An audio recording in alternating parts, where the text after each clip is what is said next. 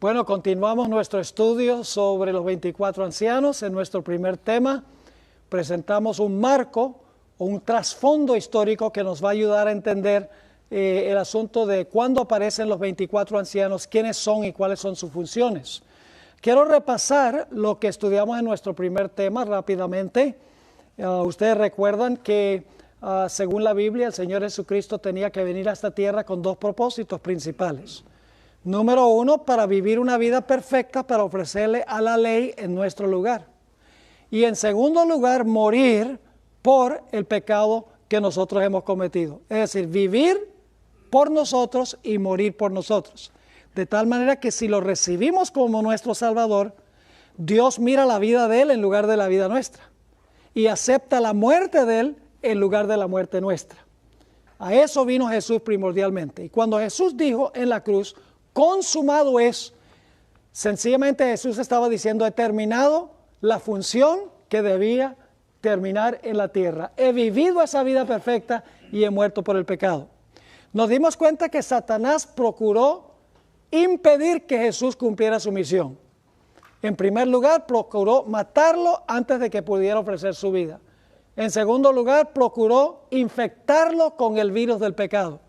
En tercer lugar, procuró desviarlo, dándole un camino diferente, un camino más fácil para recuperar lo que se había perdido.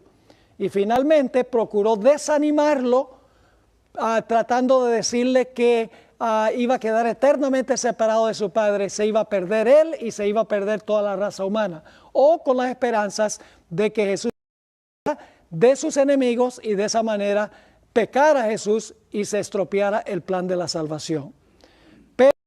Dijo en la cruz, consumado es, terminé la obra, gané la victoria, y luego dijo, Padre, en tus manos encomiendo mi espíritu. Es decir, mi vida está en tus manos. Tú prometiste que me ibas a llamar del sepulcro. Si yo era fiel, he sido fiel, ahora cumple tu palabra.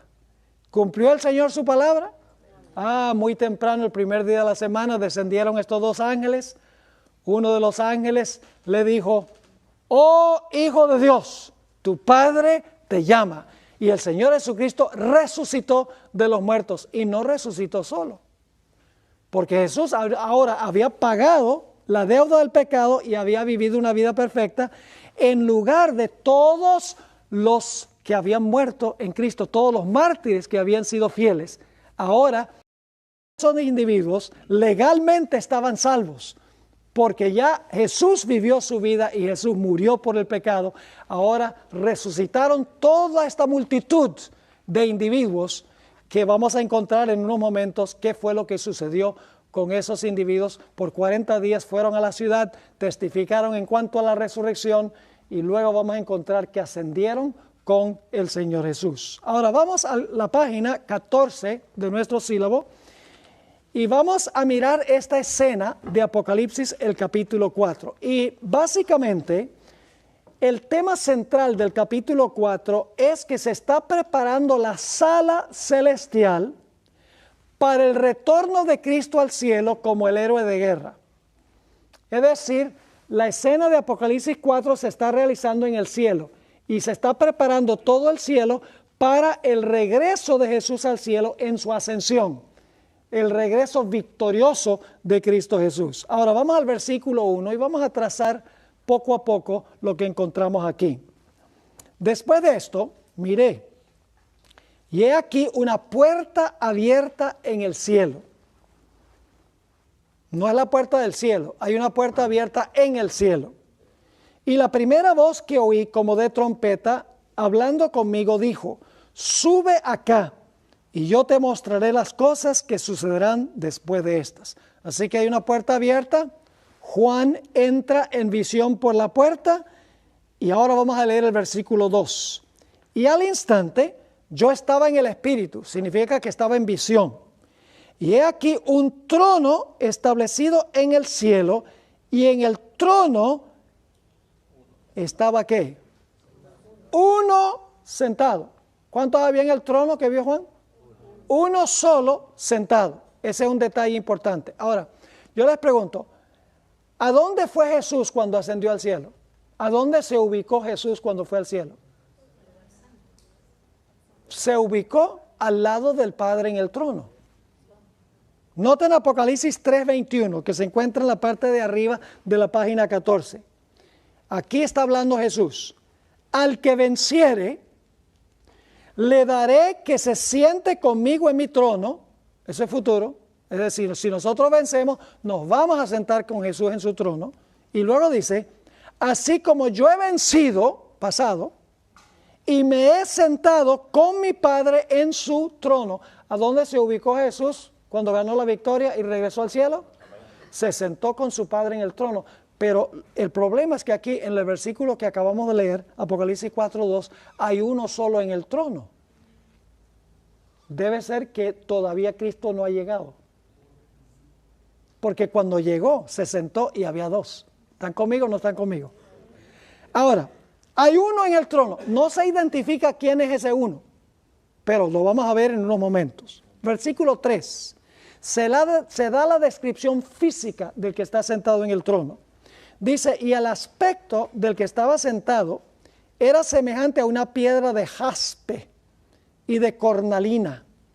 Y había alrededor del trono un arco iris, semejante en aspecto a la esmeralda. Ahora, el énfasis aquí es un color rojo, un color fuego. El jaspe es una piedra rojiza con venas negras. Y la cornalina es una piedra rojiza con venas blancas.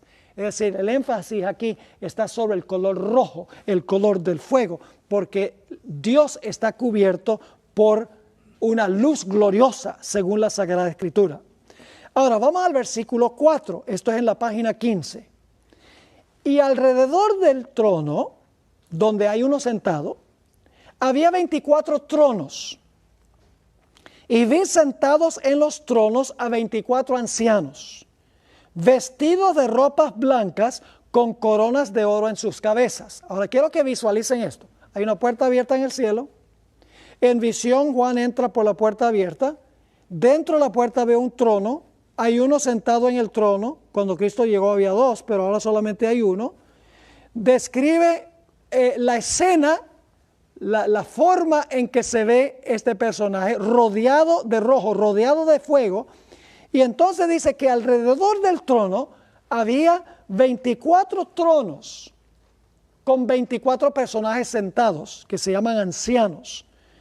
Y dice que tenían ropas blancas y tenían coronas de oro sobre sus cabezas. Quiero que visualicen eso.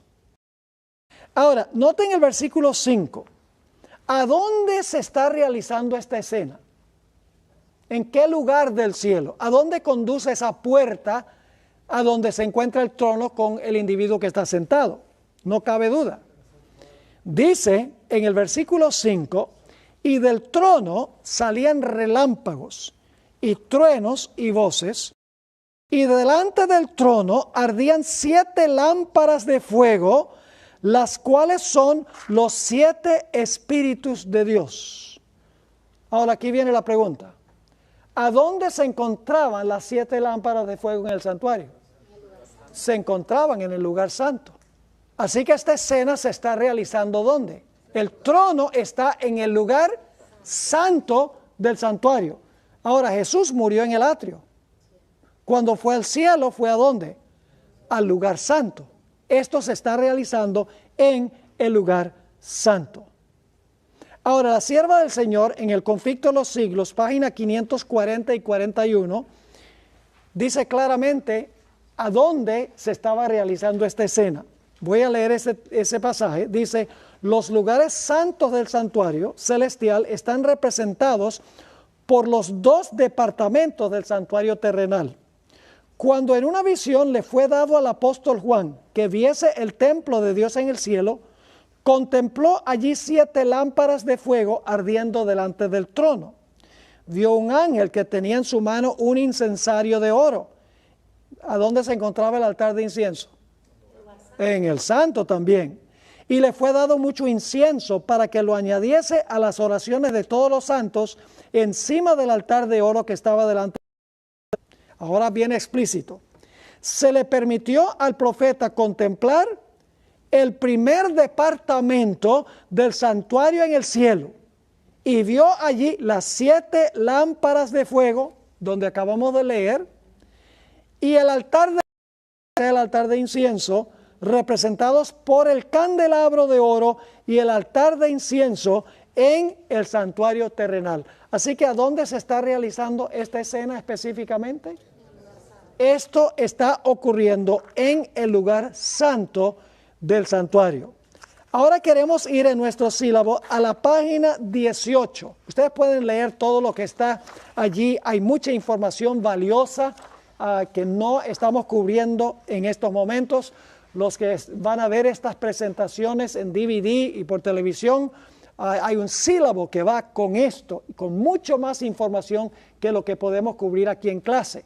Todos los estudiantes tienen el sílabo, ustedes pueden conseguirlo también. Ahora vamos al versículo 6. Hay otros personajes allí también. Fíjense, hasta ahora hemos visto que en el trono hay uno sentado. Alrededor del trono hay 24 tronos con 24 ancianos sentados. Además de eso están las 7 lámparas de fuego que representan de Dios. No es que hay 7 Espíritus Santos. El número 7 significa plenitud o totalidad. Es decir, está presente también allí ¿quién? El Espíritu Santo está presente allí también. Ahora, fíjense el versículo 6. Otros personajes allí. Dice, y delante del trono había como un mar de vidrio, semejante al cristal. Y junto al trono y alrededor del trono, 4 seres vivientes llenos de ojos delante y detrás. Así que quiero que se imaginen, ahí en medio del trono, 4 seres vivientes, que son los 4 seres vivientes que rodean el trono celestial de Dios. Así que tenemos varios personajes allí, en esta escena que se está realizando en el lugar santo. Tenemos a uno sentado en el trono, tenemos a 24 ancianos sentados en tronos, todavía tenemos que identificar quiénes son. En medio del trono tenemos 4 seres vivientes y tenemos las 7 lámparas de fuego que son los 7 Espíritus de Dios. Está en su plenitud presente allí ¿quién? El Espíritu Santo. Ahora, la pregunta clave es, ¿quiénes son estos personajes? ¿Quiénes son los 24 ancianos? ¿Quiénes son los 4 seres vivientes? ¿Quién estaba sentado sobre el trono? ¿Y qué representan las 7 lámparas de fuego? Gracias a Dios, el espíritu de profecía lo explica clarito. Y luego vamos a ir a las escrituras para mostrar que lo que dijo la sierva del Señor se encuentra en la Sagrada Escritura. Quiero leerles este pasaje que encontramos en El Deseo de Todas las Gentes, páginas 772 y 773. Dice allí, todo el cielo estaba esperando para dar la bienvenida al Salvador a los atrios celestiales. Ahora, cuando ustedes leen Apocalipsis el capítulo 4, van a descubrir algo muy interesante. Y es que en Apocalipsis el capítulo 4 no está la hueste angélica. No se menciona la hueste angélica. Y en el capítulo 4 tampoco está presente Cristo Jesús. No aparece en el capítulo 4 en ninguna parte. Y según la página 18, que no leímos, en los versículos 8 al 11, los seres celestiales están elevando un himno de alabanza al que está sentado sobre el trono porque Él es el creador. No hay ningún himno de redención. En el capítulo 4 está ausente Jesús. Y no está tampoco la hueste angélica. Y uno se pregunta inmediatamente, ¿por qué en el capítulo 4 está uno sobre el trono, no 2? Están los 24 ancianos presentes allí, están los 4 seres vivientes allí, están las 7 lámparas de fuego que representan la plenitud del Espíritu Santo. Todos están allí en el capítulo 4, se está cantando un himno al Creador que está sentado sobre el trono, pero no se menciona a Jesús, no se menciona la redención, ni se menciona la hueste angélica. ¿Por qué razón? Mis queridos hermanos y hermanas, la sencilla razón es que en el capítulo 4 Jesús no ha llegado todavía. La hueste angélica vino a buscar a Jesús. Y Jesús y los ángeles están en camino al cielo. Y en el capítulo 4 se está preparando el salón para recibir al héroe de guerra regresando al cielo victorioso. Ahora, quiero que noten cómo la hermana White lo tenía clarito. Dice, todo el cielo estaba esperando para dar la bienvenida al Salvador, a los atrios celestiales. Mientras ascendía, iba adelante, y ahora vamos a ver los que resucitaron con Cristo. Y la multitud de cautivos, libertados en ocasión de su resurrección, le seguía. Ahora yo pregunto, ¿los 24 ancianos pueden ser la multitud que resucitó con Cristo? ¿Saben por qué no pueden ser? Porque ya estaban allí en el capítulo 4 antes que llegara Jesús con los cautivos. ¿Sí me están siguiendo o no? Ahora vamos a ampliar ese punto a medida que estudiamos. Sigue diciendo, mientras ascendía iba adelante y la multitud de cautivos, libertados en ocasión de su resurrección, le seguía. La hueste celestial, ahora sabemos a dónde estaban los ángeles. La hueste celestial, con aclamaciones de alabanza y con canto celestial, acompañaba al gozoso séquito. La hueste celestial no está en el capítulo 4 porque vinieron a buscar a Jesús. Sigue diciendo, al acercarse a la ciudad de Dios, la escolta de ángeles demanda, alzado puertas vuestras cabezas y alzaos vosotras puertas eternas y entrará el Rey de Gloria. Gozosamente los centinelas de guardia responden, ¿quién es este Rey de Gloria? Dicen esto no porque no sepan quién es, sino porque quieren oír la respuesta. Jehová el fuerte y valiente, Jehová el poderoso en batalla. ¿Por qué se dice que el que está ascendiendo al cielo es poderoso en batalla? Porque acaba de venir del campo de batalla. Y vamos a encontrar que tiene las heridas que adquirió en el campo de batalla. Sigue diciendo, dicen esto no porque no sepan quién es, sino porque quieren oír la respuesta de sublime loor. Jehová el fuerte y valiente, Jehová el poderoso en batalla, alzado puertas vuestras cabezas y alzaos vosotras puertas eternas y entrará el Rey de Gloria. Vuelve a oírse otra vez. Este es el Salmo 24, ustedes lo saben. ¿Quién es este Rey de Gloria? Porque los ángeles no se cansan nunca de oír ensalzar su nombre.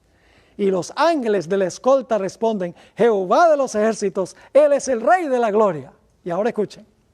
Entonces los portales de la ciudad de Dios se abren de par en par. Y la muchedumbre angélica entra. ¿Por qué no estaban ahí en el capítulo 4?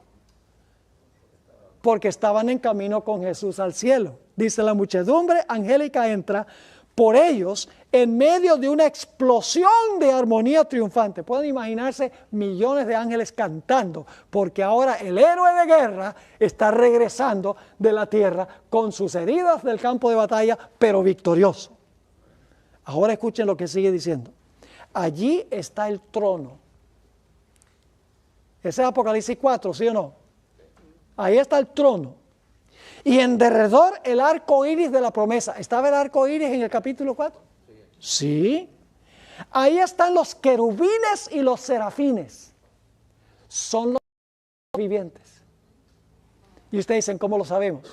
Porque en Apocalipsis 4 dice que los 4 seres vivientes tienen 6 alas y cantan santo, santo, santo.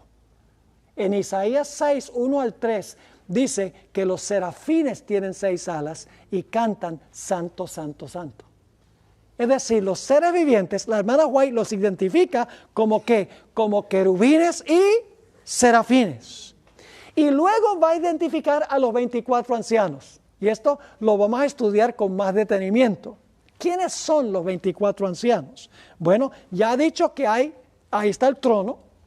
Y vamos a encontrar en unos momentos que está sentado uno en el trono. Ahí dice que están los querubines y serafines, que son los 4 seres vivientes. Ahora ella va a describir otro grupo que está presente allí. Dice, los comandantes de las huestes angélicas. 3 frases paralelas que describen el mismo grupo. Todo esto lo vamos a analizar. Los comandantes de las huestes angélicas. Los representantes de los mundos que nunca cayeron. Están congregados.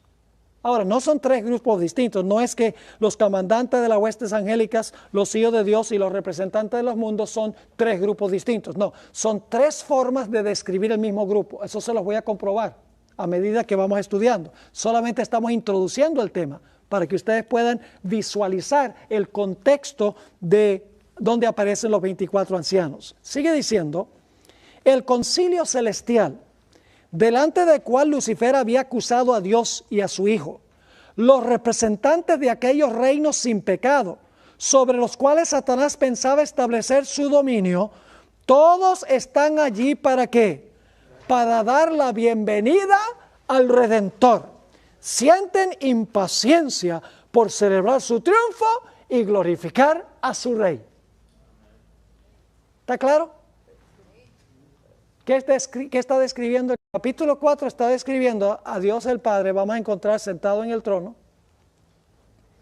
Alrededor del trono han sido invitados los representantes de los mundos que nunca cayeron. Los querubines y los serafines están en medio del trono. Y dicho sea de paso, el Espíritu Santo también está presente ahí, porque las 7 llamas de fuego están. Pero vamos a encontrar en el capítulo 5 que los 7 espíritus de Dios ya no se quedan allí, sino que son enviados a la tierra. ¿Cuándo fue enviado el Espíritu a la tierra? Cuando Cristo ascendió en el día del Pentecostés. Ahora fíjense, todo esto hay que estudiar con detalle. ¿Ve? No es cuestión de decir, son los que resucitaron con Cristo. ¿Por qué? Porque eso es lo que siempre se ha creído. No, nosotros no vamos por tradición. Vamos por lo que enseña la Sagrada Escritura. Ahora, necesitamos ir al capítulo 5. Y para esto vamos a la página 21. Capítulo 5. Ahora, fíjense, el salón de recepción está listo. Todos están presentes allí para darle la bienvenida al héroe de la guerra. El que ha vivido su vida perfecta, el que ha muerto por el pecado y que trae los trofeos de su triunfo como prueba de que ganó. Ahora vamos al capítulo 5 y el versículo 1 y 2. Y vi en la mano derecha del que estaba sentado en el trono un libro, una mejor traducción sería un pergamino enrollado. Un libro, escrito por dentro y por fuera, sellado con 7 sellos. Ahora yo pregunto, mientras el rollo estaba sellado, ¿se podía leer el contenido del rollo? No. Ustedes saben que en Daniel, el capítulo 12, versículo 1, sella las palabras y cierra el libro hasta el tiempo del fin. Nadie podía entender lo que estaba en el libro mientras estuviera sellado. Lo mismo este pergamino. Dice que el pergamino está sellado con 7 sellos. Versículo 2. Y vi un ángel fuerte que pregonaba a gran voz, ¿quién es digno de abrir el libro y de desatar sus sellos? ¿Quién es digno? ¿Quién tiene las cualidades necesarias para romper los sellos y desenvolver el pergamino para que se pueda leer el contenido del pergamino? La palabra digno significa quién tiene las cualidades necesarias, quién está calificado para romper los sellos y para abrir el libro, para revelar qué es lo que contiene. Y ahora se realiza una crisis universal. Versículo 3, la mitad de la página 22. Y ninguno, ni en el cielo, ni en la tierra, ni debajo de la tierra, podía abrir el libro ni aún mirarlo. Una crisis universal. No se puede conseguir a nadie, ni en el cielo, ni en la tierra, ni debajo de la tierra, que pudiera romper los sellos y que pudiera abrir el libro. Yo pregunto, ¿Enoc podía abrir el libro? No. ¿Moisés? No. ¿Quién fue al cielo? No. ¿Los habitantes de otros mundos? No. ¿Los querubines y los serafines? No. ¿Los ángeles? No. Ni siquiera Dios el Padre podía romper los sellos y revelar el contenido del rollo, porque el Padre estaba en el cielo. Y dice, nadie, ni en el cielo, Dios el Padre mismo no podía abrir ese rollo para revelar su contenido. Una crisis universal. Ahora, noten la reacción de Juan. Versículo 4. Dice, y lloraba yo mucho. La palabra lloraba aquí es una palabra muy fuerte en griego. Hay unas palabras más blanditas donde significa sollozar, pero esto es con clamor, derramando chorros de lágrimas. Es decir, él está con una angustia terrible porque no hay nadie digno. Dice en el versículo 4, y lloraba yo mucho, porque no se había hallado a ninguno digno. No había nadie en el cielo en ese momento, ¿verdad? Digno de abrir el libro, ni de leerlo, ni de mirarlo. Yo pregunto, ¿lo que contenía el rollo de vida o muerte? ¿Un asunto supremamente importante contenido en el libro? Tiene que ser. Porque Juan no solamente va a llorar por ver historia eclesiástica. Ya él había visto historias eclesiásticas en las iglesias, las 7 iglesias. Él había visto cómo se va a desarrollar la iglesia. Es decir, Juan en realidad estaba sollozando, estaba clamando con lágrimas en los ojos porque ese libro o ese pergamino tenía un contenido que era un asunto de vida o muerte. Ahora la clave es qué es lo que contenía el libro. Antes de hablar del contenido, necesitamos leer el versículo 5 en la página 23, la parte de arriba de la página. Y uno de los ancianos me dijo, no llores, he aquí el león de la tribu de Judá, la raíz de David, ha vencido. ¿Qué tiempo es el verbo? Pasado. Entonces no te preocupes.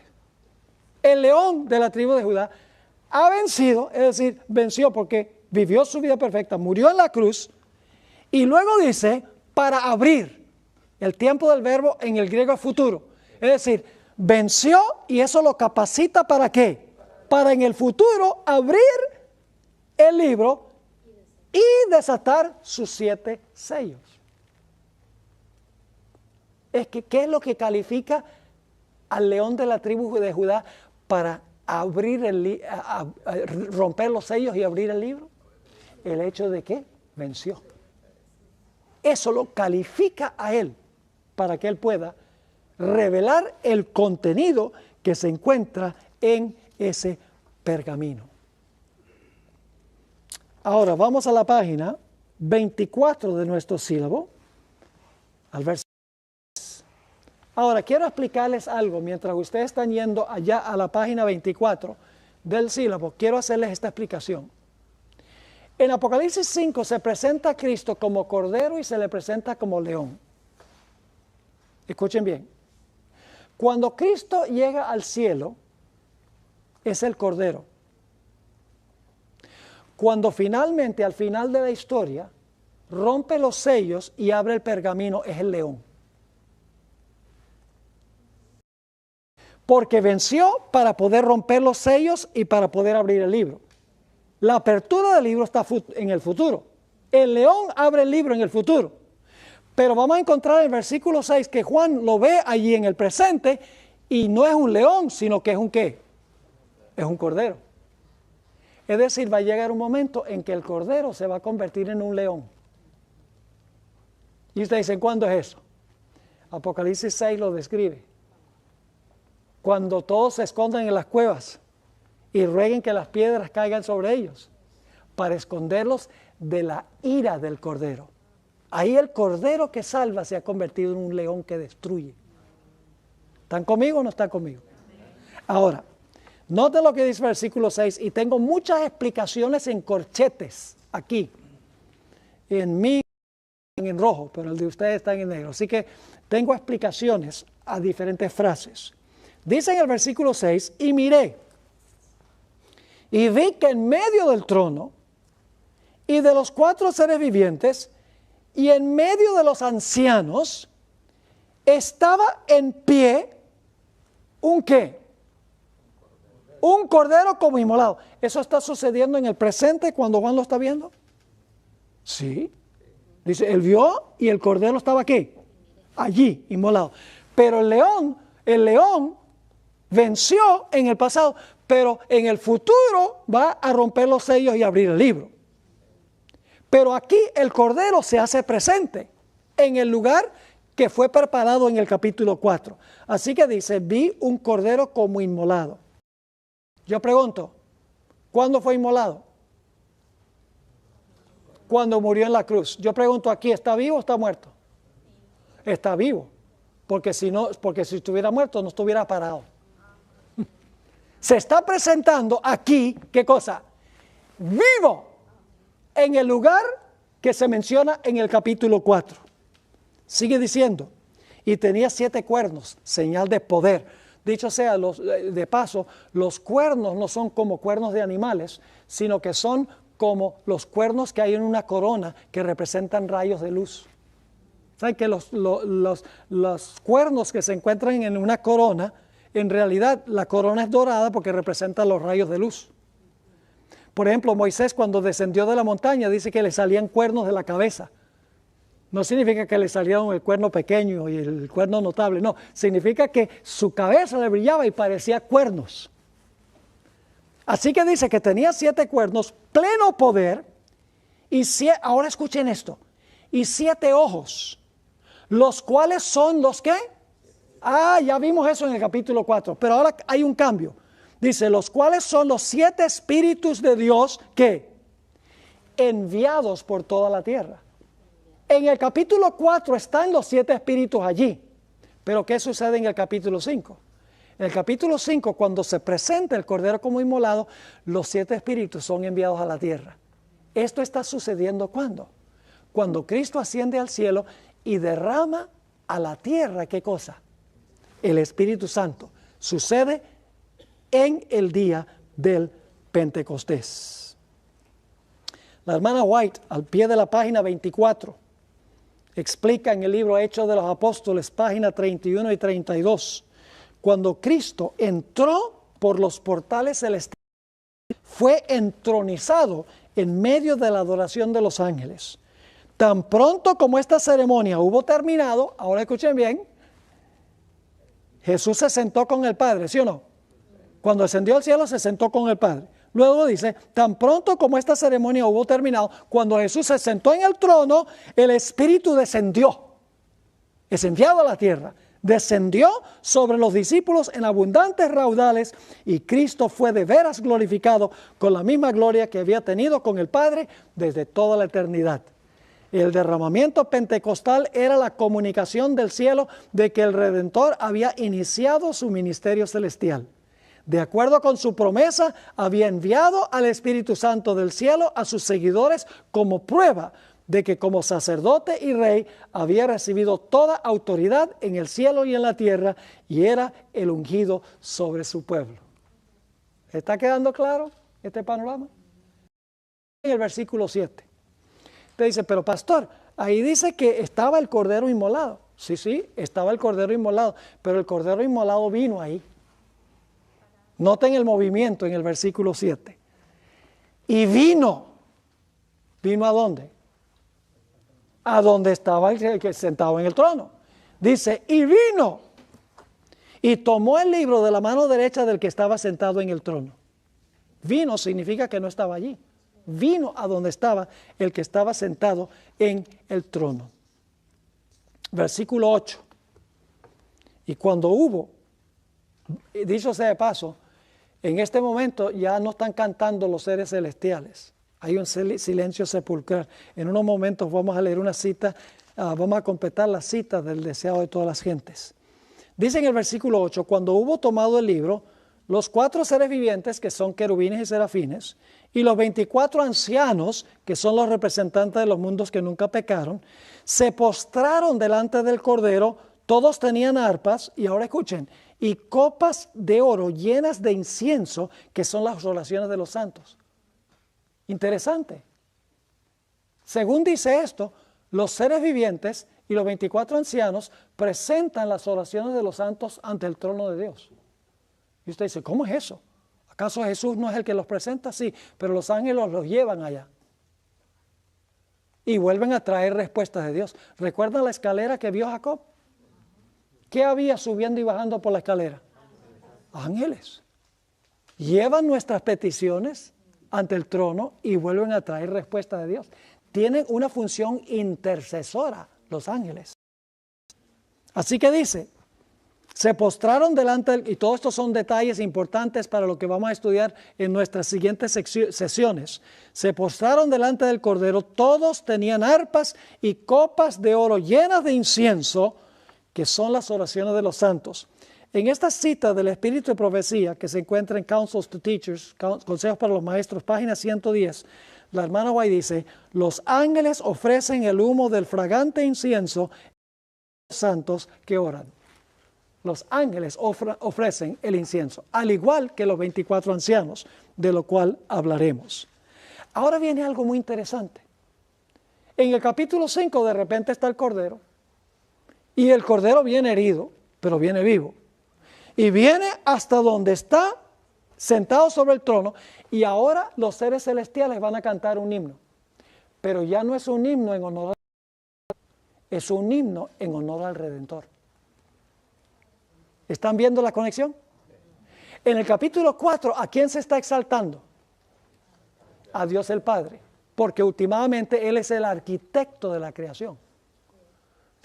Bueno, pastor, ¿usted no leyó en Juan 1 que el creador fue Jesús? Sí, sí.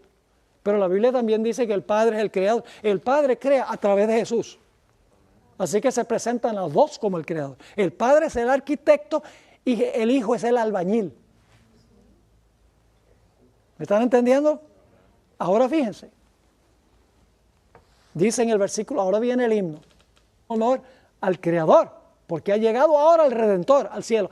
Y de repente ahora aparecen millones de ángeles. ¿A dónde estaban esos millones de ángeles en el capítulo 4? Buscando a Jesús.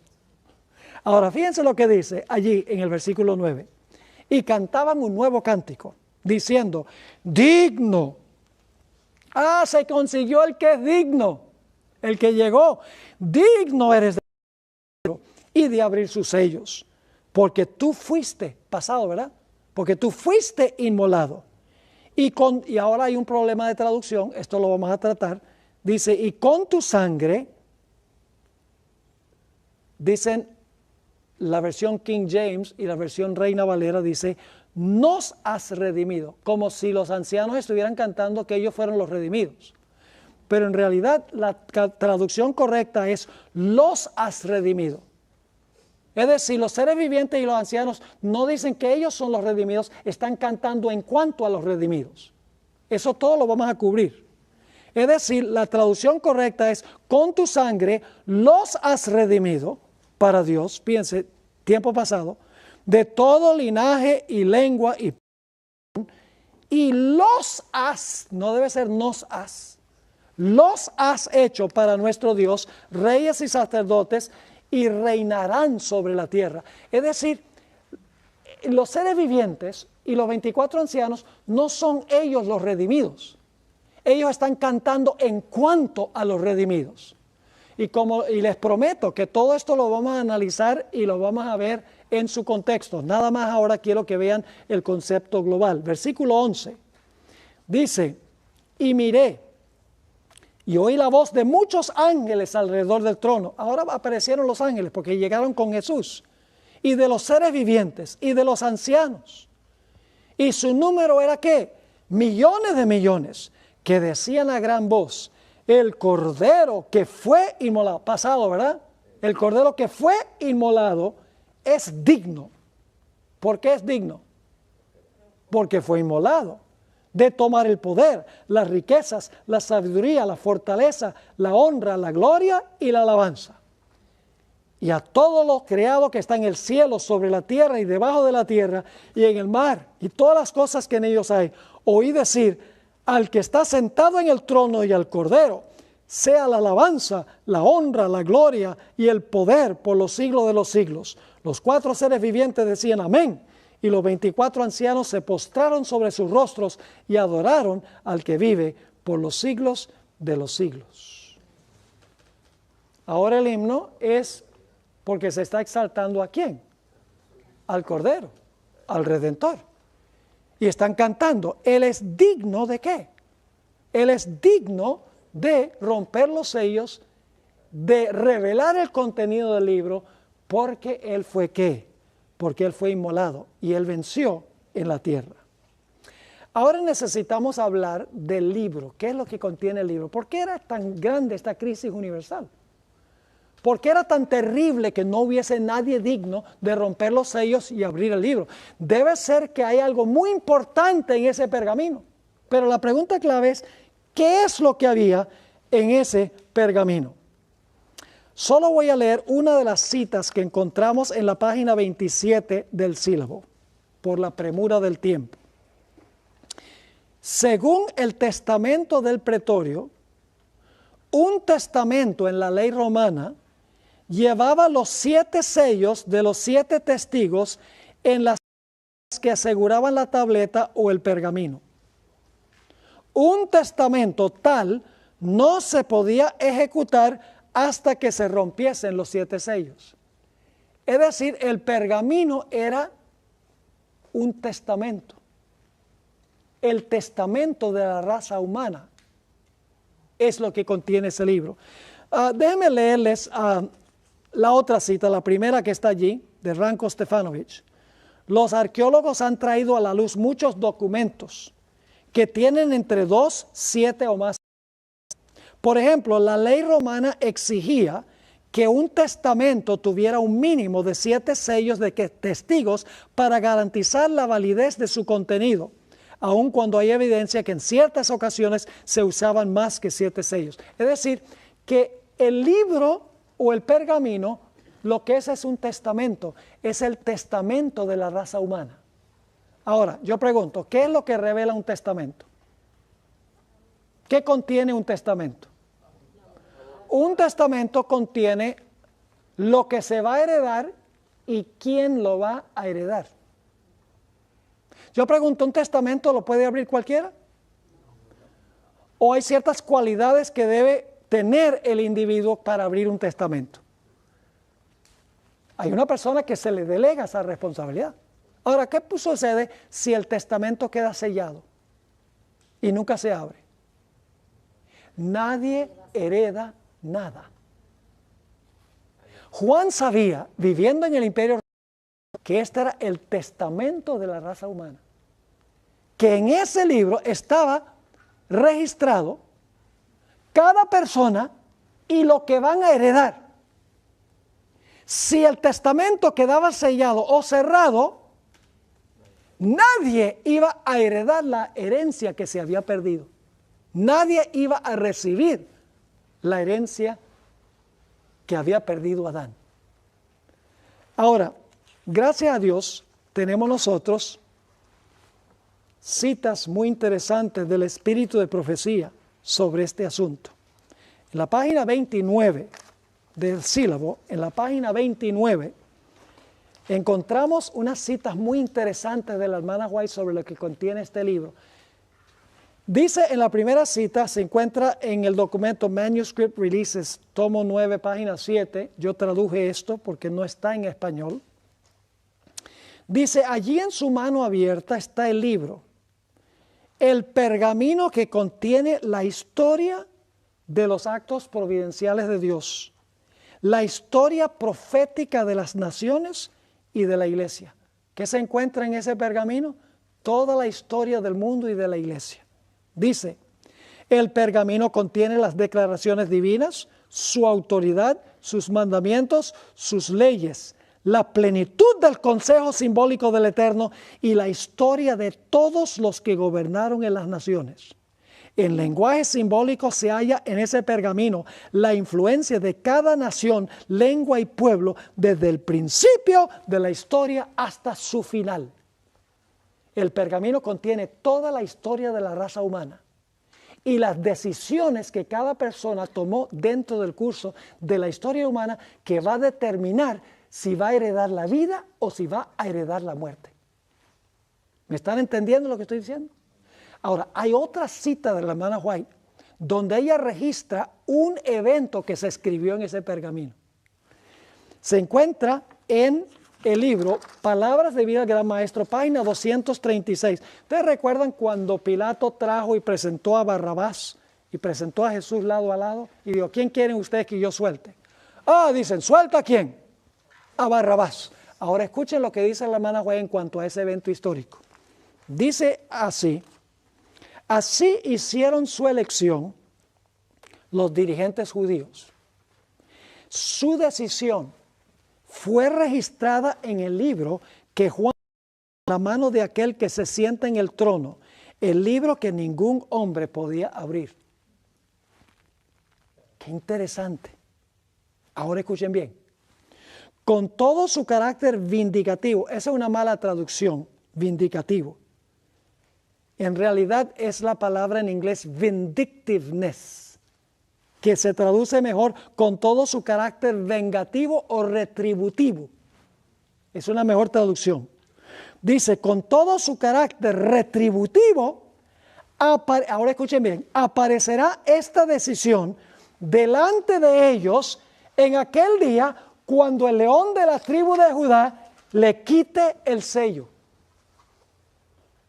Ahora, vamos a mirar cuidadosamente esta cita. Yo pregunto, la hermana White escribió esta cita en el año 1900. ¿Se había abierto el pergamino en el año 1900? No, porque la hermana White dice, cuando sea abierto el pergamino.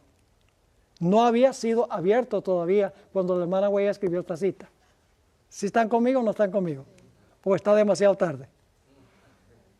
Sí, porque la hermana White dice, mire, la hermana White dice aquí, fue registrado en el libro que Juan vio, y con todo su carácter vengativo o retributivo, aparecerá esta decisión delante de ellos en aquel día cuando el león abra el libro. Es decir, cuando la hermana White escribió esta cita, el libro todavía estaba cerrado. Ahora yo pregunto, ¿qué tiene que suceder para que estas personas que dijeron suelta a Barrabás, para que ellos puedan ver el resultado de su decisión? ¿Qué tiene que suceder? Resucitar. Tienen que resucitar. ¿Y cuándo es que van a resucitar? Después del milenio. ¿Están conmigo o no están conmigo? Van a resucitar después del milenio. Y ahí van a ver el resultado de su decisión. Entonces, ¿cuándo es que se va a abrir el pergamino? Después del milenio. Ahora, quiero leer una cita que encontramos en la página 30 del sílabo. Esto está en el capítulo que se titula El fin del conflicto. Aquí es que se describe cuando se abre el pergamino. Escuchen bien, dice, por encima del trono se destaca la cruz. Esto es después del milenio, ya los impíos todos han resucitado, Satanás y sus ángeles están fuera de la santa ciudad, Dios está sentado en su trono, Jesús sobre un trono blanco. Ahora se abren los libros para mostrarle a Satanás y sus ángeles, a los impíos, el fruto de sus obras. Y dice, por encima del trono se destaca la cruz. Y como en vista panorámica, este es el abrir del rollo, en vista panorámica, aparecen las escenas de la tentación, la caída de Adán y los pasos sucesivos del gran plan de la redención. ¿Recuerdan la primera cita que leímos de la hermana White, donde dice que va a estar toda la historia del mundo en el pergamino? Sigue diciendo, el humilde nacimiento del Salvador, su juventud pasada en la sencillez y en la obediencia, su bautismo en el Jordán, el ayuno y la tentación en el desierto, su ministerio público que reveló a los hombres las bendiciones más preciosas del cielo, los días repletos de obras de amor y misericordia y las noches pasadas en oración y vigilia en la soledad de los montes, las conspiraciones de la envidia, del odio y de la malicia con que se recompensaron sus beneficios, la terrible y misteriosa agonía en el Getsemaní, bajo el peso anonadador de los pecados de todo el mundo, la traición que le entregó en manos de la turba asesina, los terribles acontecimientos de esa noche de horror, el preso resignado y olvidado de sus discípulos más amados, arrastrado brutalmente por las calles de Jerusalén, el Hijo de Dios presentando con visos de triunfo ante Anás, obligado a comparecer en el palacio del sumo sacerdote, en el pretorio de Pilato, ante el cobarde y cruel Herodes, ridiculizado, insultado, atormentado y condenado a muerte. Todo eso está representado a lo vivo. ¿Y quiénes están vivos viéndolo? Los que lo hicieron. Ahora se está abriendo ¿qué? El rollo, en todo su carácter vengativo, como dice el Espíritu de Profecía. Pero ahora noten, luego ante las multitudes agitadas se reproducen las escenas finales, el paciente varón de dolores pisando el sendero del Calvario, el príncipe del cielo colgado de la cruz, los sacerdotes altaneros y el populacho escarnecedor.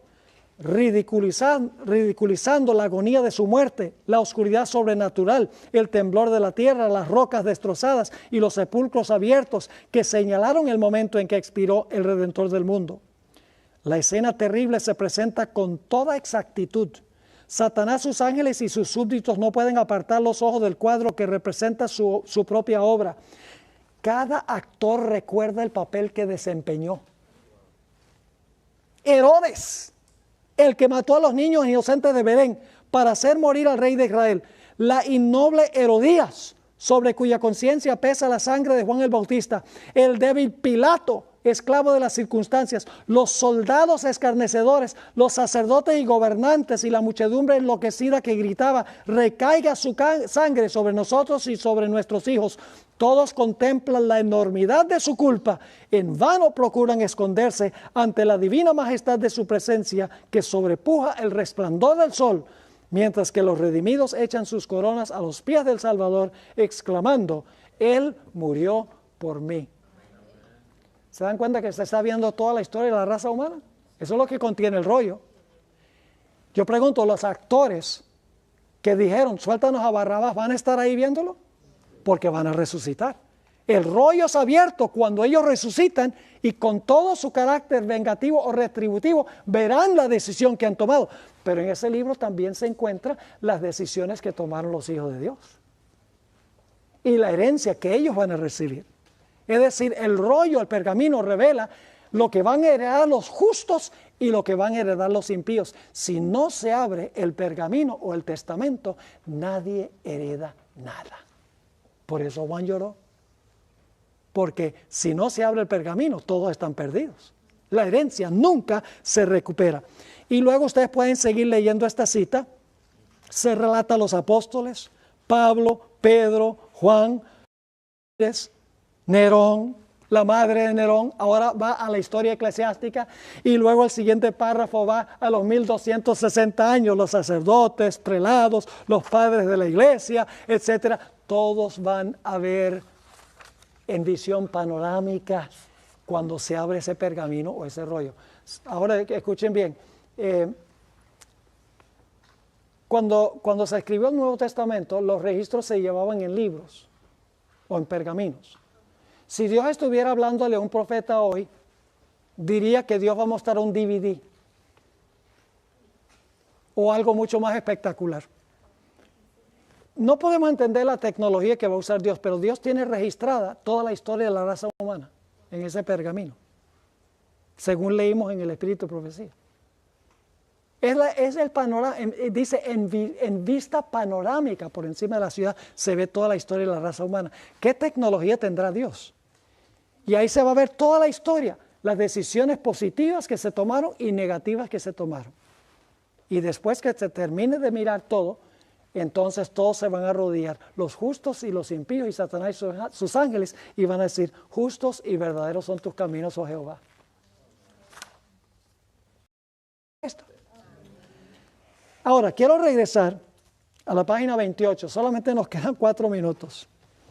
¿Recuerdan que yo leí una cita de la hermana Guaira donde dice que cuando Jesús se fue al cielo, los ángeles estaban cantando y alabando: digno es el Cordero, y estaban todos cantando: abrido puertas eternas, entrará el Rey de Gloria, etc. Pero quiero que noten lo que sucedió. Cuando Jesús entró al lugar santo, dice, pero con un ademán, Él los detiene a los que están cantando. Todavía no. No puede ahora recibir la corona de gloria y el manto real. Es decir, no puede sentarse con el Padre. Entra a la presencia de su Padre. Ahí está. ¿Se acuerdan que dice que vino? En el versículo 7, entra a la presencia de su Padre. Señal, aquí se está presentando como el Cordero, pero la hermana White no usa la palabra Cordero, sino que presenta lo que representa el símbolo. Dice, señala su cabeza herida, su costado traspasado, sus pies lacerados, alza sus manos que llevan la señal de los clavos. ¿Cómo se está presentando Jesús? Como el Cordero inmolado. Solo que la hermana White no usa la palabra Cordero, sino que presenta la realidad. Presenta los trofeos de su triunfo. Por eso los 24 ancianos no pueden ser los que resucitaron con Jesús, porque ya están allí antes que Jesús llegue. presenta los trofeos de su triunfo, ofrece a Dios la gavilla de las primicias, aquellos que resucitaron con Él como representantes de la gran multitud que saldrá de la tumba en ocasión de su segunda venida. Se acerca al Padre, ahí está, vino al que estaba allí, se acerca al Padre, ante quien hay regocijo por un solo pecador que se arrepiente. Desde antes de que fueran echados los cimientos de la tierra, el Padre y el Hijo se habían unido en un pacto para redimir al hombre en caso de que fuese vencido por Satanás. Habían unido sus manos en un solemne compromiso de que Cristo sería fiador de la especie humana. Cristo había cumplido este compromiso. Cuando sobre la cruz exclamó, consumado es, se dirigió al Padre. El pacto había sido llevado plenamente a cabo. Ahora declara, Padre, consumado es. He hecho tu voluntad, oh Dios mío. He completado la obra de la redención. Si tu justicia está satisfecha, aquellos que me has dado, quiero que donde yo estoy, ellos estén también conmigo. Eso es el Testamento. Los que tú me has dado, yo quiero que ellos estén a donde yo voy a estar. Ahora viene el clímax. Se oye entonces la voz de Dios proclamando que la justicia está satisfecha. Satanás está vencido. Los hijos de Cristo que trabajan y luchan en la tierra son aceptos en el amado. Delante de los ángeles celestiales y los representantes de los mundos que no cayeron, son declarados justificados. Donde Él esté, allí estará su iglesia. Eso es lo que revela el Testamento. La misericordia y la verdad se encontraron, la justicia y la paz se besaron. Los brazos del Padre rodean a su Hijo y se da la orden, adórenlo todos los ángeles de Dios. Y ahora ustedes pueden continuar leyendo. Ahora viene la explosión de armonía triunfante, alabando al Cordero que ha vencido en la batalla en la tierra. Esa es la escena de Apocalipsis 4 y 5. Ahora todavía tenemos mucho que cubrir, porque yo les he compartido varias cosas, he hecho declaraciones, pero no las he comprobado. Pero por eso tenemos 6 sesiones sobre los 24 ancianos. Tenemos muchas cosas que cubrir. Pero pregunto, ¿les quedó claro lo que hemos estudiado hasta ahora? Apocalipsis 4 y 5. Gloria a Dios. Gloria al Cordero, que ha hecho posible nuestra redención y que podamos tener finalmente la herencia eterna.